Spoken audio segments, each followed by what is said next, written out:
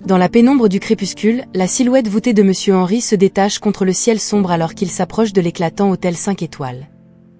Chaque pas, marqué par le frottement de ses vieilles chaussures, trace une frontière ténue entre l'opulence et la simplicité. Son regard, bien que fatigué, brille d'une détermination silencieuse en absorbant le contraste entre sa condition et le luxe qui se dresse devant lui. En entrant dans le hall, où les lustres en cristal dansent sur le marbre lisse, la présence d'Henry semble déplacée, une tache sur le tissu parfait de cet environnement. Les clients, plongés dans des conversations et des rires, jettent des regards furtifs dans sa direction, l'étonnement et la curiosité marquant leurs expressions en témoignant de ce contraste.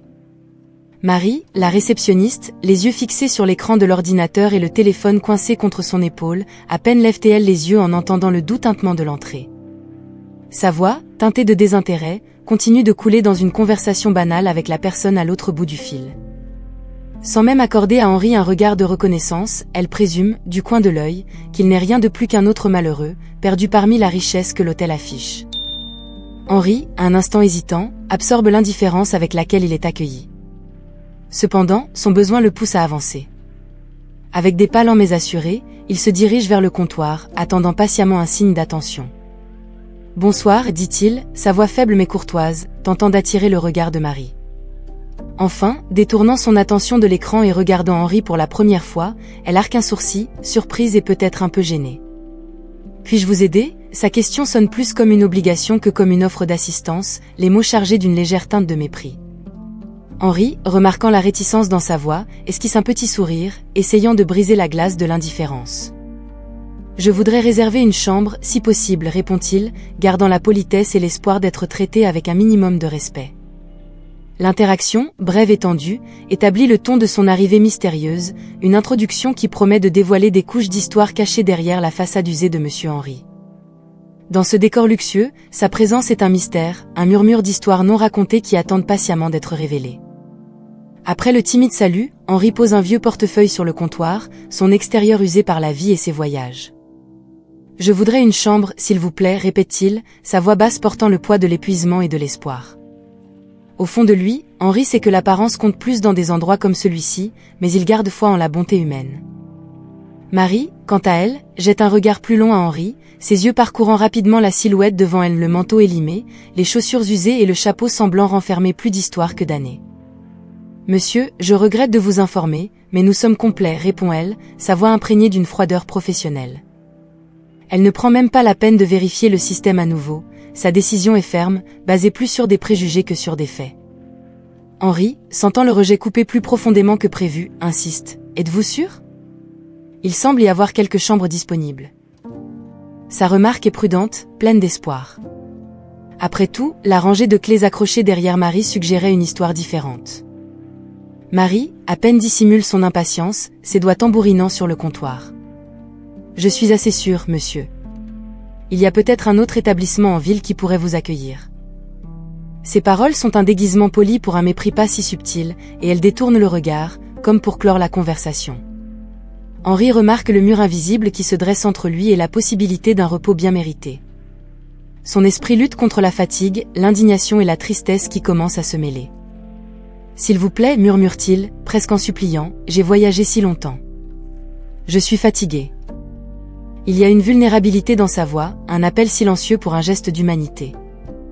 Marie, cependant, reste inflexible, son expression endurcie par la routine de rejeter ceux qui ne correspondent pas au profil de l'hôtel. « Je suis désolée, mais il n'y a rien que je puisse faire. » Ces dernières paroles, bien que prononcées avec un vernis de professionnalisme, portent une finalité qui laisse Henry sans espace pour argumenter. Le rejet de Marie, marqué par une indifférence glaciale, est un coup dur pour Henry. Il se voit contraint de reculer, sa dignité blessée mais intacte, tandis que la réalité de sa situation s'approfondit. La porte de l'hôtel, désormais un portail vers un monde qui le rejette, symbolise les barrières invisibles que Henry doit affronter, chacune testant sa résilience et sa foi en la bonté qu'il croit exister quelque part, au-delà de ces murs opulents. La tension dans l'air devient palpable lorsque Jean-Luc Dubois, le directeur de l'hôtel, s'approche, attiré par l'échange hésitant entre Marie et le visiteur inattendu. Son attitude est celle de quelqu'un habitué à imposer le respect, avec un regard qui évalue rapidement la situation avant même que ses mots ne brisent le silence. « Y a-t-il un problème ici ?» Sa voix, bien que calme, porte une autorité indiscutable, s'adressant à Marie mais ses yeux fixés sur Henri. Marie, soulagée par l'intervention, répond rapidement, « Ce monsieur cherche une chambre, mais je lui ai déjà expliqué que nous sommes complets. » Son explication, rapide et efficace, cherche à clore la question sans plus de détour. Jean-Luc, sans hésitation, tourne son regard pénétrant vers Henri. « Monsieur, je crains que vous ne deviez chercher un hébergement ailleurs. » Sa décision est ferme, renforçant le rejet initial de Marie avec une finalité qui ne laisse pas de place aux arguments. Henri, réalisant la futilité d'insister devant la décision inébranlable du directeur, ressent le poids de la désolation. Cependant, poussé par un besoin désespéré de repos et d'un endroit où se réfugier, il tente une dernière fois. « S'il vous plaît, je vous en prie. Je suis très fatigué et je n'ai nulle part où aller. N'y a-t-il vraiment aucune possibilité ?» La réponse de Jean-Luc, cependant, est dépourvue de toute trace d'empathie. « Je comprends que vous traversiez une situation difficile, mais les règles de l'hôtel sont claires. Nous ne pouvons pas vous accueillir. » Sa voix, bien que polie, est froide, un écho de l'indifférence institutionnelle à laquelle Henri est confronté. L'indifférence et le manque d'humanité avec lesquels Henri est traité ressortent vivement en contraste avec sa vulnérabilité. C'est un moment qui révèle la cruelle réalité d'un monde où la compassion est souvent une monnaie rare, surtout dans les forteresses de l'opulence. Jean-Luc fait discrètement signe à l'un des employés, un geste que Henri reconnaît comme la fin de son bref séjour à ce seuil d'espoir. Le cœur lourd, il se tourne pour quitter l'hôtel, chaque pas un rappel de la solitude et du désarroi qui semblent maintenant être ses seuls compagnons en cette froide nuit. L'intervention de Jean-Luc Dubois n'est pas seulement le reflet de la rigidité des politiques de l'hôtel, mais aussi le reflet d'une société qui, souvent, ferme les yeux sur ceux qui ont le plus besoin d'un geste de bonté. Henri, avec sa dignité ébranlée mais non détruite, laisse derrière lui l'éclat et le glamour de l'hôtel, marchant de retour vers l'obscurité de la nuit, toujours à la recherche d'un refuge. Alors qu'Henri est discrètement escorté vers l'extérieur, ses yeux s'ajustent à la transition de l'éclairage opulent du hall vers la lumière douce du couloir latéral, où la réalité de l'hôtel se dénude de son éclatante façade.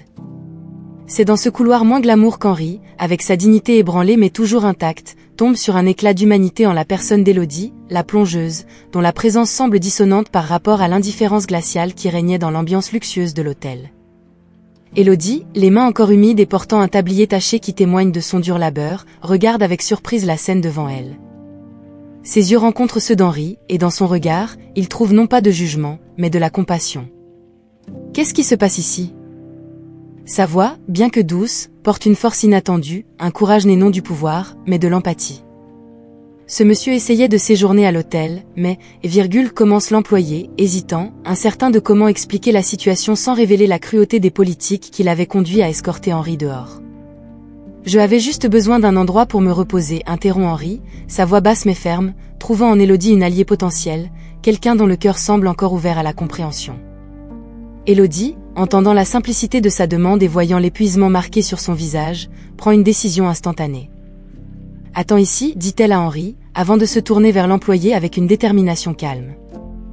Je m'en occupe. » Se retournant vers Henri avec un sourire doux qui semble éclairer le couloir gris, Élodie offre non seulement son aide, mais aussi un éclat d'espoir.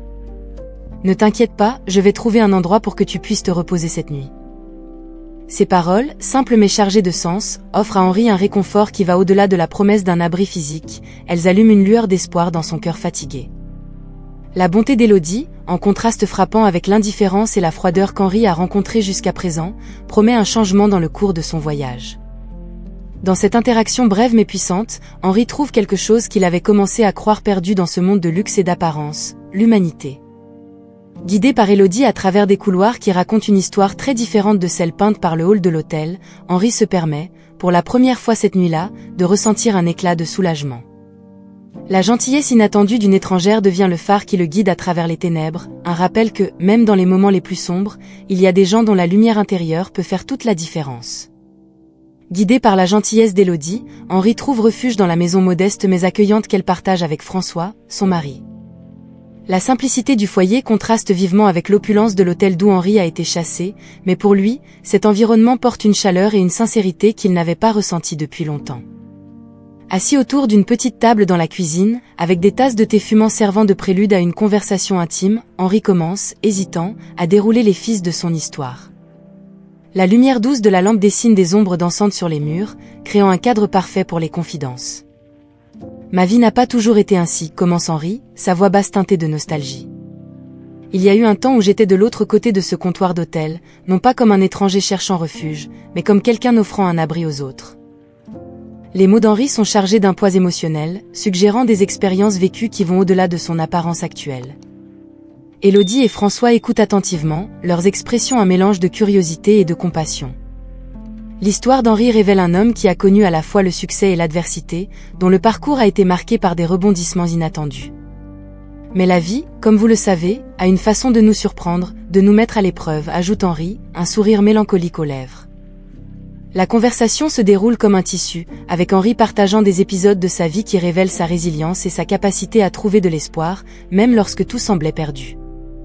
Il parle d'amour trouvé et perdu, de rêves construits et écroulés, laissant planer dans l'air le sentiment qu'il y a encore plus derrière les mots prononcés. Élodie et François, à leur tour, partagent des morceaux de leur propre vie, créant un tissu d'humanité partagée qui renforce le lien entre eux. La nuit avance, tissant des amitiés improbables dans le silence complice de la cuisine accueillante. Alors que la conversation touche à sa fin, avec la dernière gorgée de thé bu, Henri se sent profondément reconnaissant pour la générosité de ses hôtes.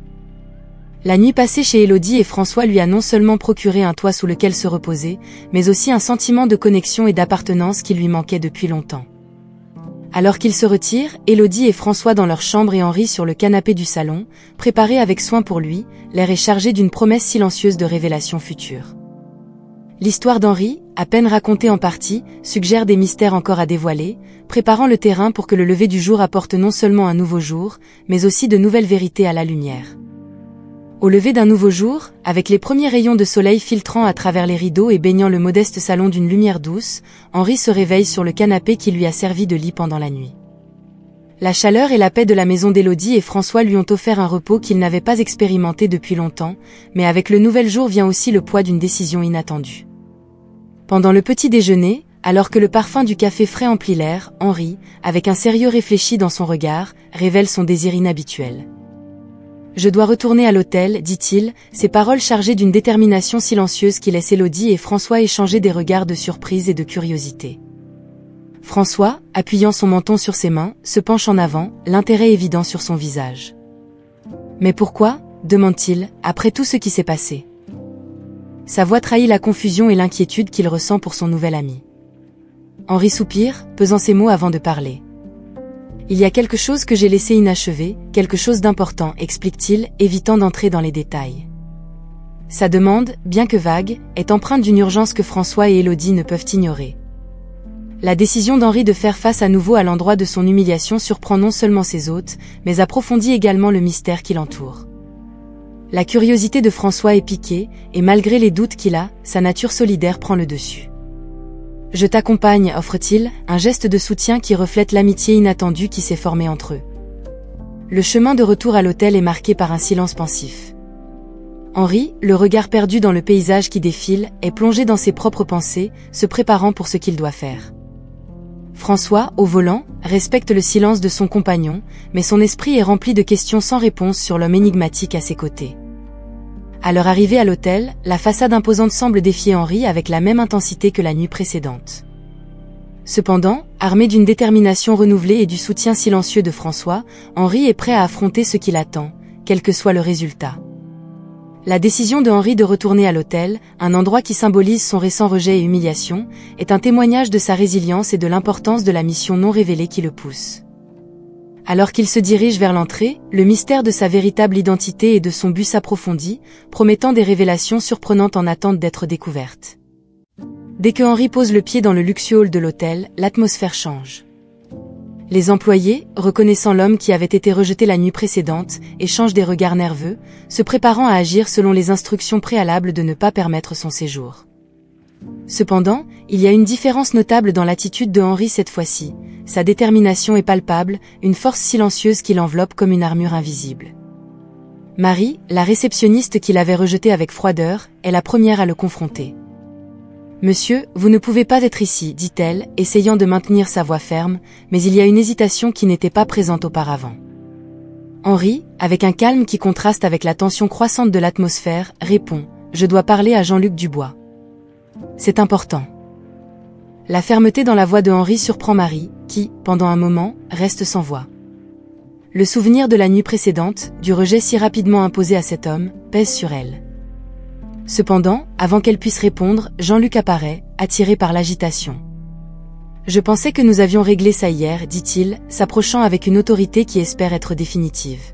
« Non, nous n'avons pas réglé ça, réplique Henri, sa voix gagnant en force. Et je ne partirai pas avant que nous ayons vraiment parlé. » La fermeté et l'assertivité de Henri laissent Jean-Luc momentanément désarmé. Il n'est pas commun que des clients rejetés reviennent, encore moins avec une telle détermination. L'impasse entre Henri et les employés de l'hôtel attire l'attention des clients, qui commencent à observer le déroulement de la situation avec un intérêt mêlé de surprise. La tension est palpable, l'air est chargé de l'attente d'un affrontement qui semble sur le point d'éclater. Jean-Luc, réalisant la tension indésirable que la situation commence à attirer, fait signe à Henri de le suivre dans un espace plus privé, loin des regards curieux. « Alors, parle. Qu'est-ce qui est si important ?» demande-t-il, une fois qu'ils sont seuls, sa voix révélant une irritation contenue. Le changement de décor vers un endroit plus privé ne diminue pas la tension, mais offre à Henri l'opportunité qu'il recherchait, la chance d'être entendu. Bien que les détails de la conversation restent entre Henri et Jean-Luc, la rencontre marque un tournant décisif dans le récit. Henri, en confrontant directement l'autorité de l'hôtel avec une confiance renouvelée, défie non seulement les attentes, mais signale également un changement de dynamique de pouvoir. La détermination de Henri à se faire entendre, face au rejet et à l'indifférence, témoigne d'une force de caractère qui ne peut être facilement ignorée. Alors que le conflit se déroule à l'écart des regards du public, la curiosité et les spéculations bouillonnent parmi les clients et les employés, tous attendant le résultat de cette confrontation inattendue. Dans l'espace privé, loin des regards curieux des clients, la tension entre Henri et Jean-Luc Dubois atteint son paroxysme. Henri, avec un calme assuré qui contraste avec l'attente d'un affrontement, fixe Jean-Luc du regard, se préparant à lever le voile sur le mystère qui l'entoure. « Jean-Luc, il semble que nous ayons oublié le principe le plus fondamental de l'hospitalité, » commence Henri, sa voix basse résonnant avec une autorité inattendue. « Le respect et l'accueil de tous, quelles que soient les apparences. » Jean-Luc, confus quant à la direction de la conversation, fronce les sourcils, incapable de prévoir l'issue de cette interaction. « Monsieur, je vous assure que notre hôtel s'efforce toujours de... » Non, Jean-Luc l'interrompt Henri, un léger sourire se dessinant sur ses lèvres. « Je sais exactement comment notre hôtel s'efforce. Je le sais parce que je suis le propriétaire de cette chaîne d'hôtels. » La révélation tombe comme un coup de tonnerre dans le silence de la pièce, les paroles de Henri résonnant contre les murs, laissant Jean-Luc stupéfait. La confusion laisse rapidement place à l'incrédulité sur le visage de Jean-Luc, ses yeux écarquillés alors qu'il essaie d'assimiler la vérité choquante devant lui. L'homme qu'il avait jugé et rejeté si facilement était en fait le fondateur et propriétaire de l'empire auquel son emploi appartenait. L'ironie de la situation est palpable, et le malaise de Jean-Luc est évident alors qu'il lutte pour formuler une réponse. Marie, appelée en urgence pour rejoindre la conversation, entre dans la pièce, et son expression reflète celle de Jean-Luc lorsqu'elle est confrontée à la révélation. La surprise la laisse momentanément sans voix, le souvenir de ses propres actions la nuit précédente, la froideur, le jugement hâtif, pesant sur elle comme une ombre. « Je suis venu ici incognito car je voulais voir par moi-même comment nos clients sont traités, » continue Henri, la déception tintant ses paroles. « Et ce que j'ai découvert était profondément troublant. » La révélation de Henri non seulement renverse la dynamique de pouvoir à l'hôtel, mais sert également de miroir, reflétant les failles et les préjugés qui peuvent s'infiltrer même dans les établissements les plus renommés. Marie et Jean-Luc, désormais pleinement conscients de la gravité de leurs erreurs, peinent à présenter des excuses, leurs paroles trébuchant sur des justifications et des promesses de changement. Henri, en les écoutant, prend conscience de la profondeur de l'impact de ses actions, non seulement sur lui, mais aussi sur la philosophie de service que son hôtel devrait représenter.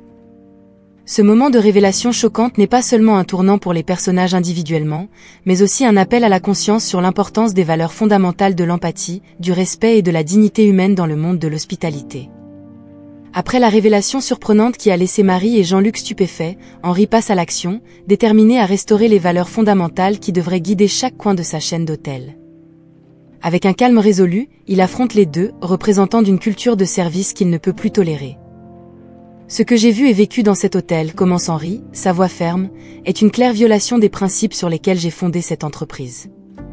L'hospitalité ne se résume pas seulement à offrir des services de haute qualité, mais aussi à faire preuve de compassion et de respect envers tous nos clients, quelle que soit leur apparence ou leur statut. Marie et Jean-Luc, désormais pleinement conscients du poids de leurs actes et de la gravité de la situation, écoutent en silence, la tension dans leur corps étant évidente. Les paroles de Henri ne sont pas simplement une réprimande, mais aussi un rappel que les véritables valeurs d'un établissement d'hospitalité dépassent le luxe et le prestige. C'est avec un profond regret, continue Henri, que je vois la nécessité de prendre des mesures drastiques pour garantir que ces principes soient respectés. Sans plus attendre, il annonce le licenciement de Marie, Jean-Luc et d'autres employés qui, directement ou indirectement, ont contribué à l'ambiance dépourvue de compassion qu'Henri a constatée. La décision de Henri est méthodique et justifiée, ne laissant pas place aux doutes ou aux appels. Tandis que Marie et Jean-Luc absorbent le choc de leur licenciement, un silence lourd remplit l'espace, témoignant du moment de changement significatif qui se déroule. Il ne s'agit pas seulement de punir les responsables, explique Henri, regardant chacun dans les yeux.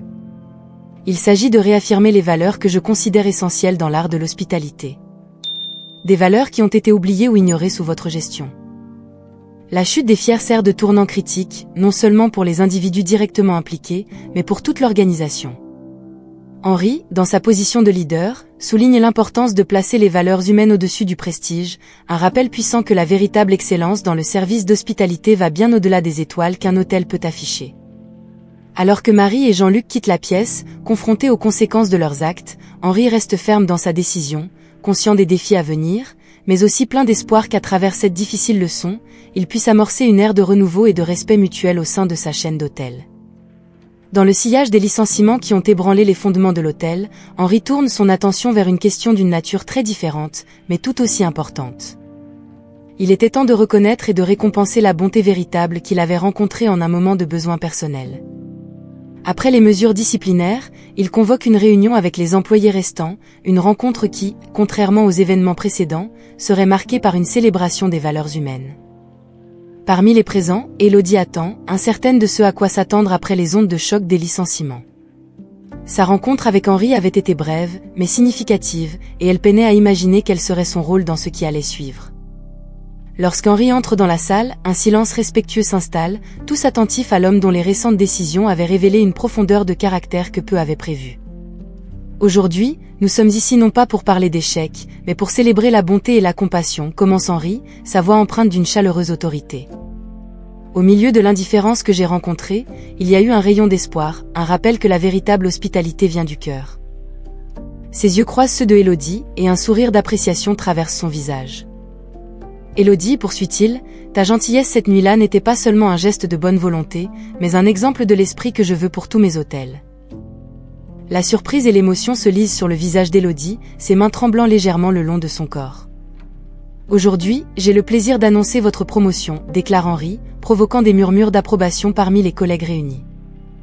Mais ce n'est que le début. Je tiens également à reconnaître le soutien de votre mari, François, qui a partagé sa gentillesse avec moi. Henri révèle alors ses projets de récompenser Élodie et François non seulement par des mots, mais par des actions concrètes. En plus de la promotion d'Élodie, je m'arrange pour vous fournir à tous les deux une assistance qui, je l'espère, facilitera et enrichira vos vies. Il détaille le soutien qui inclurait des opportunités de formation pour Élodie en gestion hôtelière et une aide financière pour que François puisse envisager une nouvelle orientation professionnelle, s'il le souhaite. La générosité de Henri ne connaît pas de limite. Il comprend que la bonté d'Élodie et de François est venue sans attente de récompense, motivée purement par le désir d'aider un étranger. C'est pourquoi il veille à ce que sa gratitude soit exprimée de manière à transformer significativement leur vie pour le mieux. L'annonce est accueillie par des applaudissements chaleureux, les employés émus par le revirement des événements. Pour Élodie et François, les paroles de Henri sont un rappel puissant que les actes de bonté authentique sont, en effet, toujours récompensés, parfois de manière qui dépasse toutes les attentes. Ce moment de reconnaissance élève non seulement le moral d'Élodie et François, mais sert également de phare pour tous les présents, renforçant le message que les valeurs humaines fondamentales, compassion, empathie et gentillesse, sont les véritables piliers sur lesquels le succès et l'excellence se construisent. La nouvelle de la générosité sans précédent de Henri dépasse rapidement les murs de l'hôtel, se répandant comme un murmure d'espoir et d'inspiration dans la communauté. La décision de récompenser Élodie et François, deux individus dont la seule attente était de vivre leur vie modeste avec dignité et gentillesse, devient un témoignage puissant de l'impact qu'un acte de générosité peut avoir. Quelques jours après l'annonce, Henri tient sa promesse. Élodie et François sont invités à visiter ce qui serait leur nouveau chez-soi, une charmante maison située dans une rue calme et arborée, un endroit où le rêve d'avoir un espace propre, sûr et accueillant devient réalité. La surprise et la joie sur les visages du couple en franchissant le seuil de leur nouvelle résidence sont des moments de pure émotion, un rappel tangible que la bonté peut, en effet, transformer des vies. En plus de la maison, Henri organise des ressources garantissant à Élodie non seulement une promotion, mais aussi l'opportunité de développement professionnel à travers des cours de gestion hôtelière. Pour François, l'aide s'étend à des possibilités de reconversion, lui permettant d'explorer de nouvelles carrières qui semblaient auparavant hors de portée. La communauté, en témoignant de ces changements, est profondément touchée par l'histoire d'Élodie et François. Ils deviennent des symboles d'espoir et démontrent que la bonté et la générosité ont le pouvoir de modifier le cours de la vie. L'histoire du couple, associée à la décision de Henri d'agir avec une telle bienveillance, sert de catalyseur à la réflexion sur les valeurs que nous partageons en tant que société. La transformation dans la vie d'Élodie et François va au-delà des changements matériels. Elle résonne dans leur cœur, renforçant l'amour et la gratitude qu'ils partagent et les inspirant à répandre la gentillesse qu'ils ont reçue.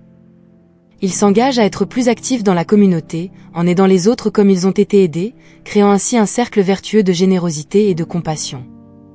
L'histoire d'Henri, d'Élodie et de François devient une source d'inspiration, rappelant que, quelles que soient les circonstances, chaque personne a le pouvoir de faire une différence dans la vie des autres.